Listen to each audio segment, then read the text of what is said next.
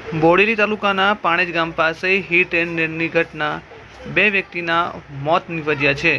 વાત કરીશું છોટાઉદેપુર જિલ્લાના બોડેલી તાલુકાના પાણેજ ગામ પાસે એક હિટ એન્ડ રનની ઘટના બની છે, જેમાં 2 વ્યક્તિના મોત નીપજ્યા છે, જેમાં સાસુ અને જમાઈનો સમાવેશ થાય છે।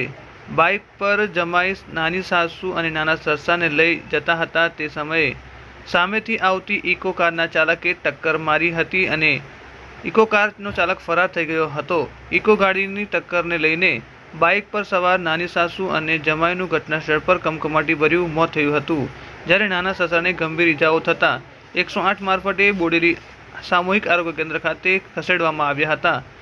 બાઇક સવાર જમાઈ નાની સાસુ નાના સસા કવાંટના લાલપુરથી વડોદરા જતી વખતે પાણેજ ગામ પાસે અકસ્માતની ઘટના બની હતી।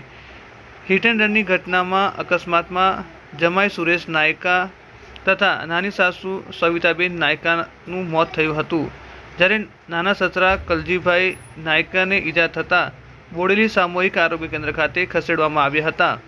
આ અકસ્માતની ઘટના 19 તારીખે સાંજના સમયે થઈ હતી। ઘટનાને લઈને બોડેલી પોલીસને જાણ થતાં ઘટના સ્થળે પહોંચી હતી અને આગળની તપાસ હાથ ધરી હતી।